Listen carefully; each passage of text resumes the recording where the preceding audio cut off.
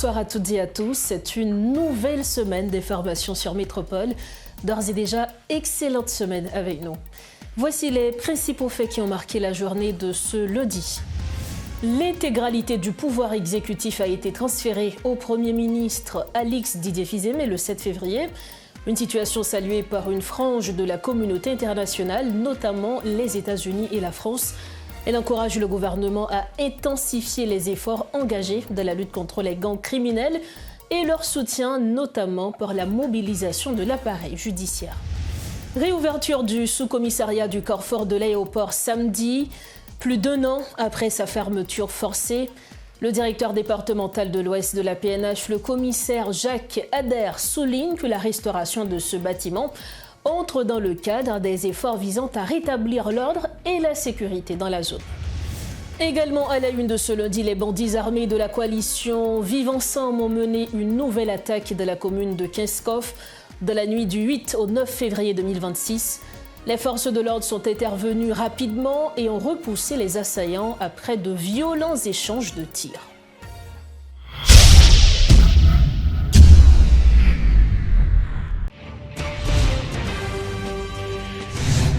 Bienvenue au développement des titres de l'actualité. L'intégralité du pouvoir exécutif a été transférée au Premier ministre Alix Didier Fils-Aimé le 7 février. Une situation saluée par une frange de la communauté internationale, notamment les États-Unis et la France.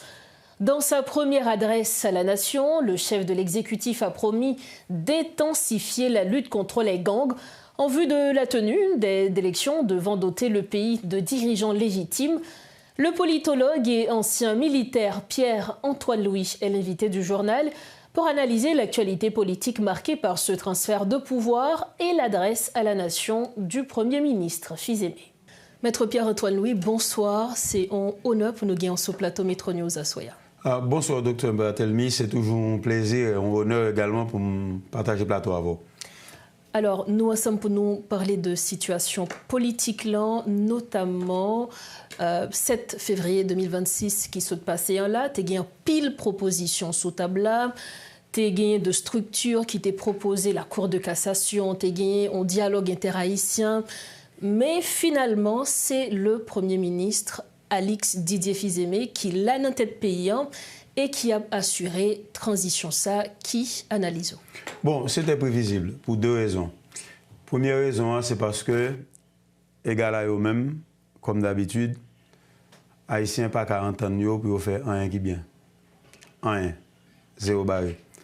Donc, il était prévisible que Haïtiens n'ont pas joindre un consensus qui permette qu'avant le 7 février, ils soient d'accord sur ça moi-même le troisième chapitre de la transition. Le premier chapitre là, c'est Ariel Henry. Deuxième chapitre là, c'est Kony et Alix Didier Fils-Aimé qui finit 7 février et qui t'a le mettre un troisième chapitre. Haïtiens n'ont pas réussi à faire ça.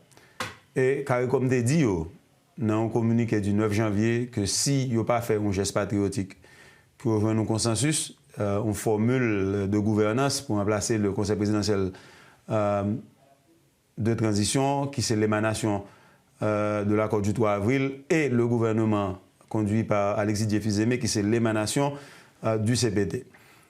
C'est la première raison. Deuxième, il était prévisible que la soi-disant communauté internationale, les États-Unis, a décidé que le conseil présidentiel de transition parlait, ça, Haïtiens ne voulaient pas intéresser eux.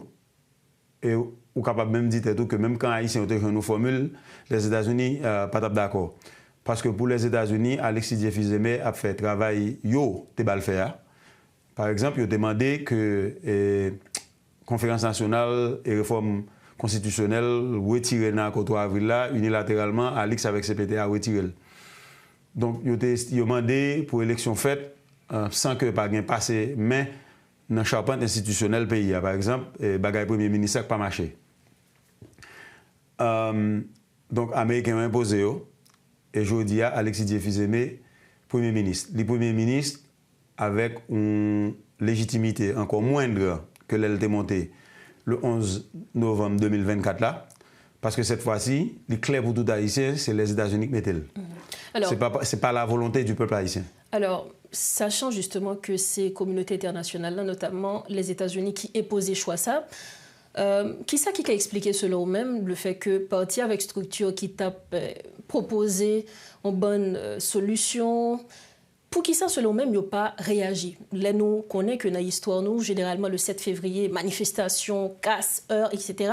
Mais nous remarquons que 7 février 2026, qui s'est passé là, pas gagné rien de tout ça, alors que yo t'es justement parti, ça a été annoncé, la couleur. Qui ça a expliqué ça?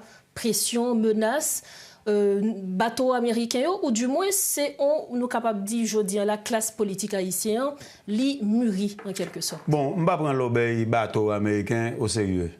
Qui ça les États-Unis d'abord le faire? T'as vu une bombarder Haïti? Quelle histoire. C'est une tentative d'intimidation du Conseil présidentiel de transition. Analyse pas me dit que, nous irresponsables, j'aime t'as dit là tout à l'heure, nous raillons tête nous. Faut nous admettre que nous-mêmes haïtiens, nous raillons tête nous. Nous pas aimer tête nous pas aimer Haïti, nous avons velléité pour nous esclaves. Qu'on dit Leslie Saint-Roch, François Manigat, et dit, et me d'accord avec elle, à 1 million%. Deuxième bagaille, c'est que, je dis nous tous inféodés aux États-Unis pour nous allouer famille nous, pour nous faire nos soins de santé, pour nous allouer remiser haïtiens que nous ne pas dans la société ou bien que nous voulons chasser jeunes yo. Ouais, ça faut pas une obsession avec TPS. OK? T'es dans TPS temporaire mais nous avons une obsession dans TPS. Nous raillons Haïti, nous donc gon paquet haïtien qui pas capable passer de visa des États-Unis d'Amérique. Vous remarquer que yo sanctionné 5 membres du conseil présidentiel de transition qui était révoqué Alexis Diefizemea. Et puis, ils ont sanctionné un ministre, apparemment le ministre des Finances, Alfred Metellus. Qui a été révoqué dans le premier conseil des ministres. Bon, ça montre encore que Alexis Diefizemea a fait un job que les États-Unis bali. Qui ça, Alfred Metellus, fait mal? Il est le ministre des Finances de ce pays. Qui ça le fait mal? Qui est souhaité dire le payer, le pas payer? Donc, on va jouer dans le pays là, et moun wel yo analyser souvent en fonction de affinité en fonction de ça que yo même yo vle, ça que yo même yo ouais. Et dans tout ça, la majorité du peuple haïtien continue à couper dans la misère.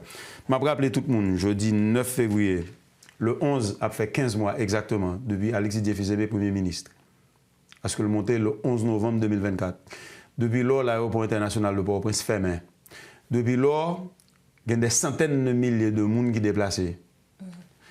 Il y a un paquet de monde qui ne peuvent pas manger à leur faim. Par une route nationale qui est ouverte. Donc, je dis, pas d'excuse, c'est pété encore. Alexis Diefizemea pour compte lui. Moi-même, personnellement, quelque part, son bon bagaille, dans le sens que le mal est déjà fait. Moi-même, je développe pour essayer de trouver une solution. Comment ici, on ne peut pas ni je dis Alexis Diefizemea face à l'histoire. Il pour compte les autres des affaires. Je ne parle pas un tandem président-premier ministre. Je pense que ce n'est pas marché. Et il y a une raison qu'il faut que le pays soit calme. Il était calme 7 février, le calme aujourd'hui. Parce que tout le monde qui t'a pris en pause vient avec proposition, ceci, cela, par l'empile, ils connaissent son jouet qu'ils ont fait. Ils connaissent, ils ont ensemble pour joindre une disposition. Blanc est lié, blanc lié bien. Et puis blanc joint pion. Alexis Diefizemea et Laurent Saint-Cyr qui mettaient Sorwenwe là aujourd'hui. Donc, aujourd'hui, Alexis Diefizemea, face à l'histoire, il a tout pouvoir dans même avec Ariel Henry. Il a tout pouvoir dans même avec Jovenel Moïse, sauf que Jovenel Moïse était élu. Donc, aujourd'hui, il n'y a pas aucune légitimité. Dans 2 jours, il a gagné 15 mois depuis le Premier ministre, il a gagné tout pouvoir, il n'a pas gagné pour le dire, il a fait ceci, il a fait cela. Conseil présidentiel de transition, pas de vlé, tout pouvoir dans main. Moi, je connais le gars des pays, tout haïtien bouquet.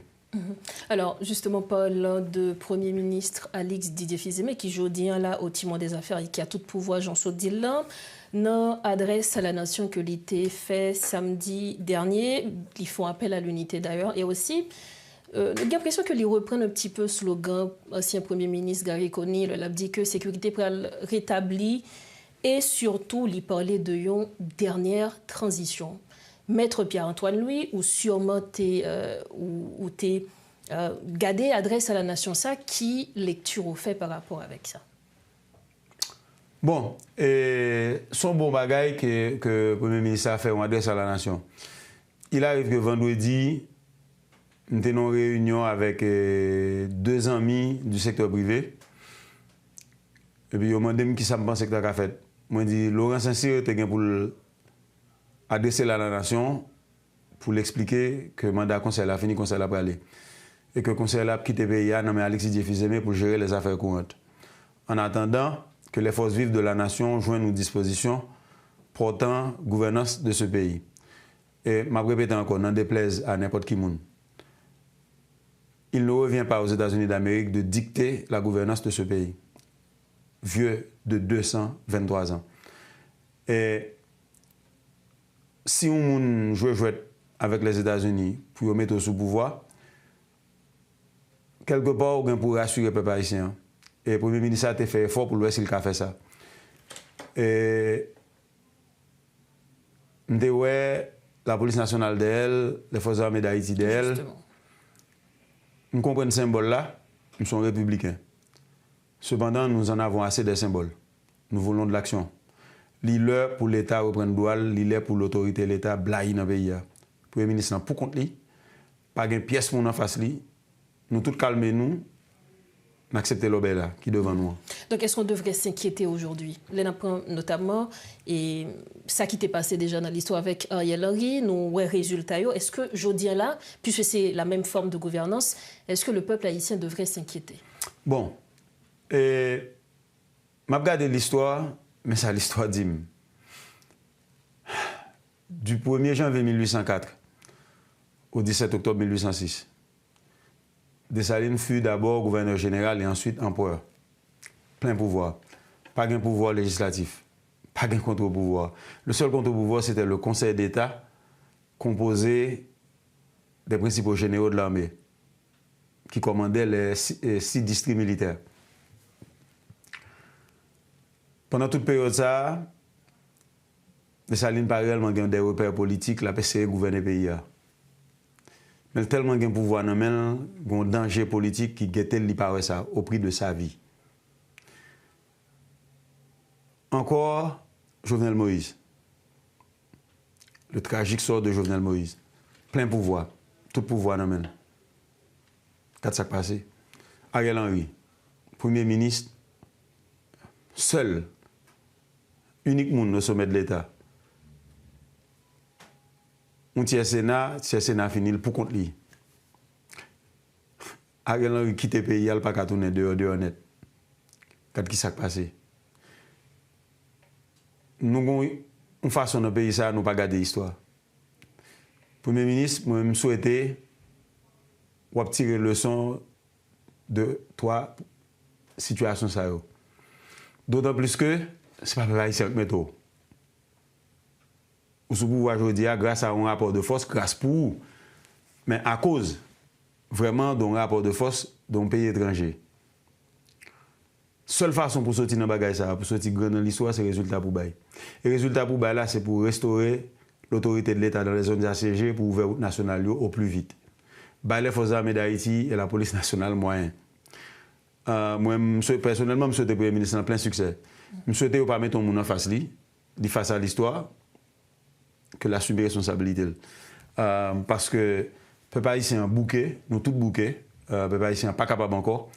Et je pense que c'est nécessaire pour nous jouer une quiétude et pour le Premier ministre faire ça le dit dans l'adresse qu'il fait, mais le Premier ministre pour continuer à rassurer nous que ça l'a fait, elle pas fait pour les États-Unis.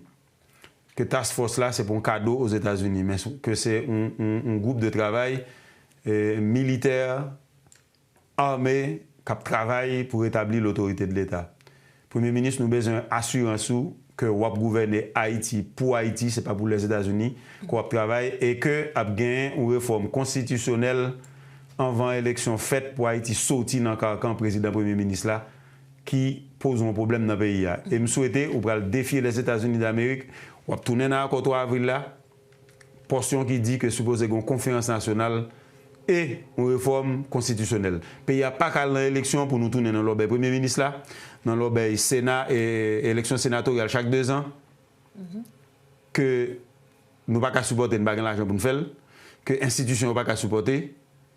Avant toute l'obé ça au fait, il faut que tu aies une réforme constitutionnelle. Est-ce que le Premier ministre a le courage pour défier les États-Unis pour le faire ça? En tout cas, comme nous espérons, comme il l'a dit d'ailleurs, je dis à Kaila Guignon l'État qui campe ferme. Donc nous espérons que parole ça que l'ité dit, n'adresse à la nation, l'Ikembeo, c'est donc ce mot ça tout que nous mettons fin avec entrevue ça. Maître Pierre-Antoine Louis, merci infiniment. C'est toujours un grand plaisir pour nous gagner sur plateau ça. Son plaisir. Merci beaucoup et bonne soirée, Dr Barthelemy. Merci encore. Voilà donc l'analyse de Maître Pierre-Antoine Louis, expert en relations internationales. Il était l'invité de Métro News ce soir. Merci de votre fidélité à Métro News. Le professeur sauveur Pierre-Étienne appelle le Premier ministre Alix Didier Fils-Aimé à rechercher un accord politique et à mettre en place un exécutif bicéphale afin de rétablir la confiance de la population. Invité à la rubrique Le Point ce lundi, le politologue a également encouragé le chef du gouvernement à s'assurer que toutes les structures liées à la sécurité soient effectivement mises en place. Écoutons l'analyse de sauveur Pierre-Étienne. Comme politologue, comme dit nous politique, il y a pour le avec fait, ça américain, les facts. Ça veut dire que nous ne pas Didier Fils-Aimé là. CPTA, il n'a pas fait bilan. Si M. Alix Didier Fils-Aimé, côté lié, il dit le même pays, il ne pas dire moi même pays à passer, il ne pas mesurer qu'il a un degré de patriotisme, il ne pas mesurer. Nous ne connaissons pas le courage pour proclamer une dictature souveraine à la Carl Schmitt. Pas qu'à faire. Moi, t'as dit, pour nous prendre au sérieux, il faut commencer par reconnaître que, eh bien, son premier ministre démissionnaire. Mais c'est là, l'une de facto. De fait, c'est là. Mais une fois qu'on l'a, il y a des décisions pour prendre qui pour dire, oui, je suis capable d'abord. Alors, pas sauf Pierre-Étienne, non, pour acteurs politiques, acteurs économiques, pour peuple haïtien qui a fort confiance. Pour le fort confiance, il y a des actes pour commencer par poser. Est-ce que le Conseil national de sécurité a existé? S'il n'a pas existé, il faut créer immédiatement. Et service de renseignement, est-ce qu'il existait? Il est fonctionnel? S'il n'a pas existé, il faut créer immédiatement. L'agent sécurité et l'agent renseignement que 9 membres CPTO te prennent séparés, ils maintenant pas choix. Il faut que toute l'agence passe secrétaire général palais national la instruction pour affecter l'agent renseignement au service de renseignement. Que la fonctionne, que c'est au créer, c'est au connaître, mais il faut le public, il faut que nous connaissions qui est-ce qu'il a dans le dos. Immédiatement qu'on pose à ça, on met interdiction de départ pour membres CPT et tout membre organisme déconcentré qui a été nommé, eh bien, qui volait dans l'État, on met interdiction de départ pour eux, dès pour entrer dans la question de reddition de compte là, le peuple haïtien apprend au sérieux. Et le peuple haïtien, pour le dire, on graine bagaille pour le Parlement de haut. C'est accord politique pour joindre qui peut permettre nous gagner exécutif bicéphale là parce que puisqu'on parle de constitution, d'après la constitution, seul le président de la République peut convoquer le peuple en ses comices. C'est où on parle de l'article 149, c'est pas moi non. Le fait qu'on fait référence à elle là, on va obliger le président. Il y a comme ça accord politique ou by preuve que ou envie de travail, ça qu'arriver que ou même aurait été comme premier ministre. Mais pour faire, il faut un président pour convoquer le peuple à ses comices, il faut opposer accord d'opposer pour le peuple à fort confiance, il faut joindre un accord politique pour joindre qui a légitimité, qui fait que l'élection pour l'organiser, nous connaissons que ce n'est pas pour M. Olivier Barrault pour l'organiser. En gros, c'est ça que dit nous, mais nous n'avons pas besoin de tête nos problèmes. Il y a 2 acteurs qui ont 4 noms. C'est Washington qui a 4 noms, il y a plusieurs 4. Il y a 4 assassinats du président Jovenel Moïse là, il a déclassifié le dossier ça et pour dire à tout le monde dans le pays. Et il y a 4 questions de drogue là, parce que Rabonor il révoqué, parce qu'il a opéré saisi 1045 kg de cocaïne. Il faut nous demander aux gens qui ne peuvent pas voter pour aller dans le CPTA, pour qui ça allait fin saisi de cocaïne, ils voter pour l'aller. Nous avons regardé si drogue là, c'est drogue chef l'ité.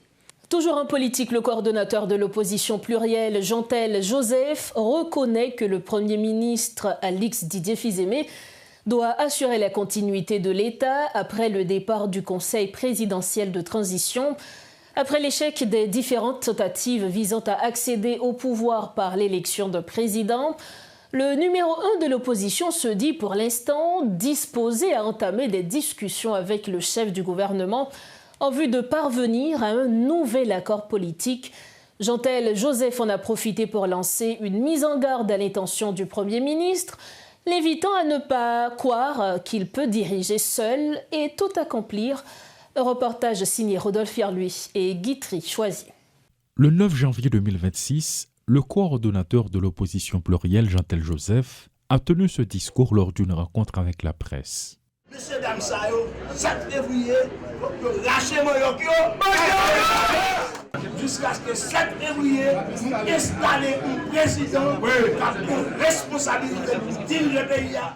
Un mois plus tard, soit ce 9 février, environ 72 heures après le départ du Conseil présidentiel de transition, un nouveau discours attire l'attention.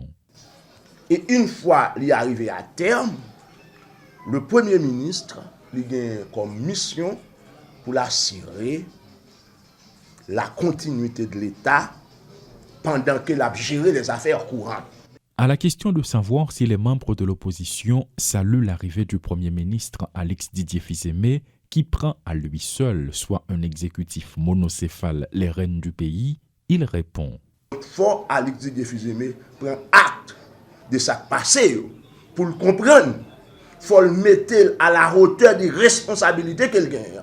Nous-mêmes, nous ne sommes pas d'accord. Pour un bon matin, nous entendons, primature a boulé, premier ministère a crasé, direction générale a crasé. Nous sommes des gens responsables. Nous pouvons faire une continuité de l'État pendant que faut monsieur pas maintenant tête li plus intelligent parce que tout le monde li ka fait un coup d'état sous pouvoir. Toujours tranchant dans sa position, Jean-Tel Joseph s'est exprimé ce lundi avec plus de calme et de sérénité selon les constats après le départ du CPT.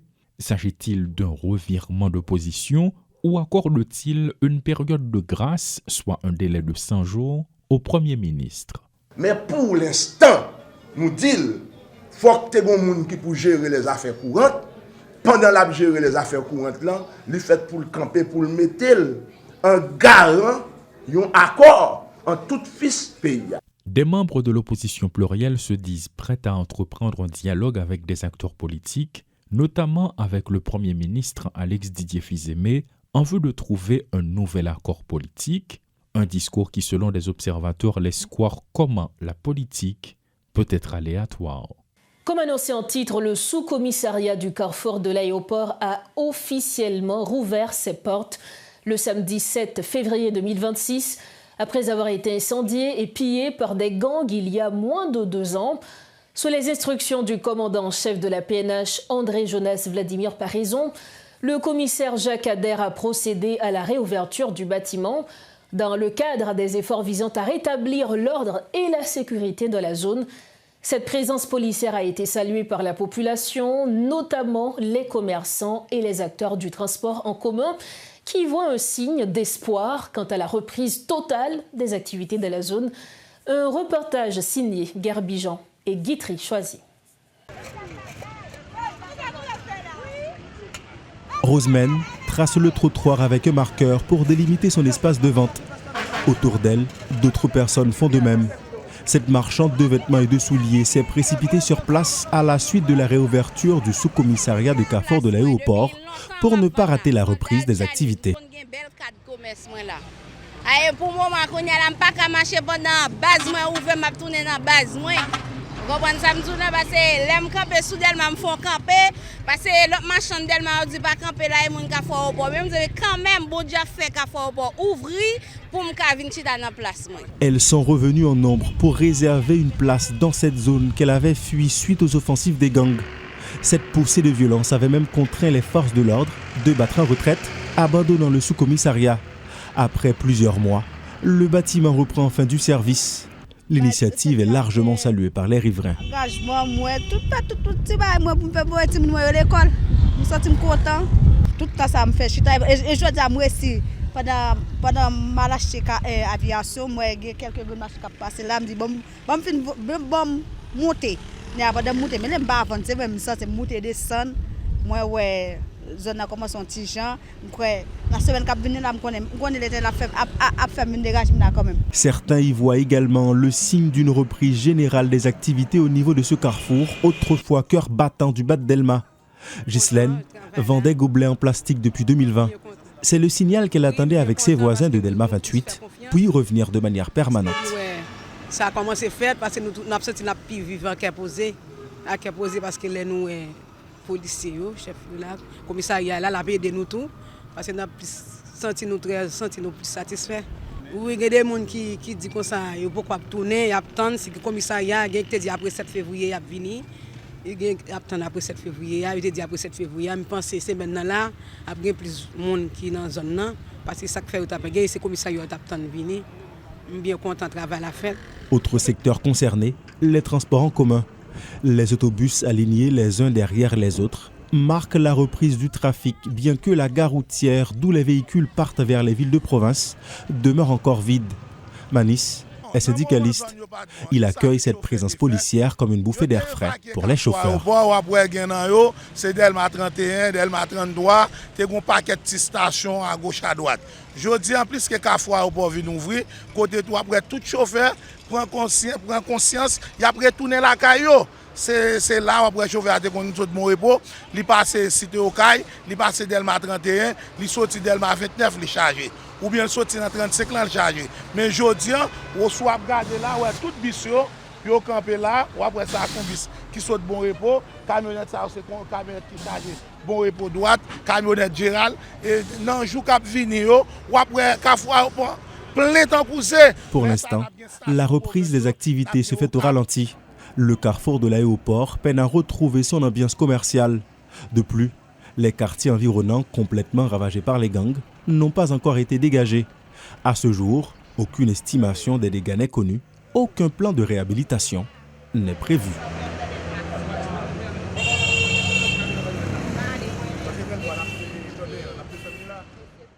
Toujours dans le chapitre sécuritaire, des hommes armés du gang Vivre Ensemble ont attaqué la commune de Keskov dans la nuit du 8 au 9 février 2026. Les forces de l'ordre sont intervenues rapidement et ont repoussé les assaillants après de violents échanges de tirs. L'attaque a semé la panique chez les habitants qui se sont réfugiés chez eux. Aucun bilan officiel de victimes ou de dégâts n'a été publié pour l'instant. La sécurité a été renforcée dans la zone. Keskov subit des pressions de gangs depuis plus d'1 an, selon le maire Massy-Ongeon.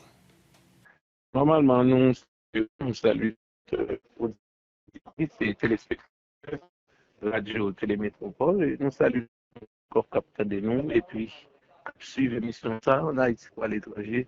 Et son plaisir pour nous faire parler sur la situation sécuritaire dans la commune Keskov, spécialement concernant la dernière attaque que M. Bandi armé fait au niveau du tranchant, côté que yo arrivé attaquer en tranchant, mais grâce avec vigilance et unité qui est la police qui est présente, et la police arrivée repousser avec fracas, et sauf que pendant la police a fait mouvement pour permettre que yo continuer à assurer sécurité tout espace côté que yo était occupé déjà yo.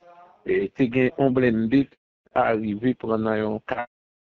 Et malgré yo voyé coup tellement l'octobre pour lui, mais grâce à la diligence et policiers yo arrivé et contenu et tout pas gagné et côté que pas de perte la police, mais yo arrivé repousser monsieur Sao avec fracas. Nous encourager, féliciter et dynamisme savoir-faire autorité policière et pendant que nous avons continué à solliciter et plus souvent pour monsieur nous avons sollicité des interventions, des opérations musclées avec un support logistique qui est nécessaire pour permettre que nos titans qui pas trop loin et la population Keskov là arrive et joindre la paix. Bon, normalement, en termes d'évaluation, ça m'a dit jusqu'à date pas gain en quelle perte du côté de la population.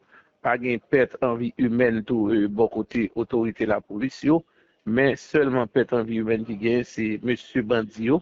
Et puisque la police est repoussée avec fracas, et grand pile là-dedans qui blessé, grand pile là-dedans qui courit, qui tombé, traîné avec eux, Et c'est ça, moi, Kabarou, jusqu'à date, nous capable de dire comme bilan de façon partielle de ça qui passait dans la commune de Keskov. Pour le moment. Et dans la nuit hier soir pour arriver matin. Ok, pour le moment, qui est la situation? Bon, normalement, pour le moment, il y a un calme apparent, bien que nous avons tout demandé aux autorités policières qui sont placées, pour capable toujours veiller actif, pour veiller en haut, veiller en bas, pendant que nous avons demandé tout pour permettre que nous amenions une opération en amont et en aval en même temps. Parce que le problème, c'est parce que la police a frappé en bas, il a couru monter par rapport avec les zones Carrefour qui limitrophe avec les sections communales Bonga, par rapport avec Grand Ravine qui limitrophe avec Belo, Carrefour Taïfin et puis Clémenceau. Il est arrivé à monter en haut. Parce que faut que la police veille, il faut que la population continue à collaborer avec la police. Nous-mêmes, comme autorité locale, nous disons ça, nous ne pas pour lâcher, nous continuer à batailler jusqu'à ce que nous arrivions. Accompagner l'État, accompagner la police et puis arriver démanteler les gangs pour la population capable de retrouver la paix et la sécurité. Autre dossier à Métro News en dépit du rapport alarmant présenté par le ministère du Commerce sur la qualité des eaux traitées en circulation sur le marché. Cette option demeure la principale alternative pour de nombreux citoyens interrogés ce lundi. Certains affirment ne pas être au courant de ce rapport, tandis que d'autres disent ne pas disposer d'assez d'informations ou de moyens économiques pour se tourner vers des fournisseurs plus fiables. Par ailleurs, le ministère du Commerce, à travers la direction du contrôle de la qualité et de la protection du consommateur, annonce le lancement ce mardi d'une série de rencontres avec les fournisseurs autour des normes de fonctionnement à respecter. Un reportage de Réti Fortuné et de Robertson Jeune.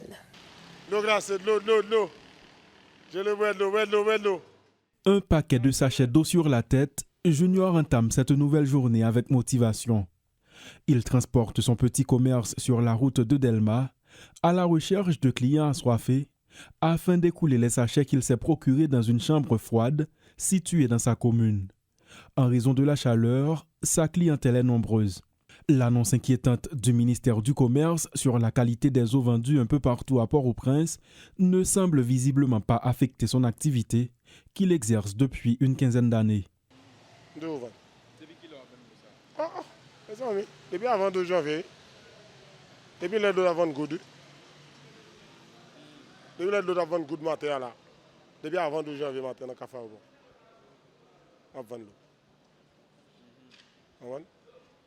Et quand on a on va essayer de l'eau pas bon, de ceci, de cela. Ça est un business par ministre de la Santé, on pas connaître.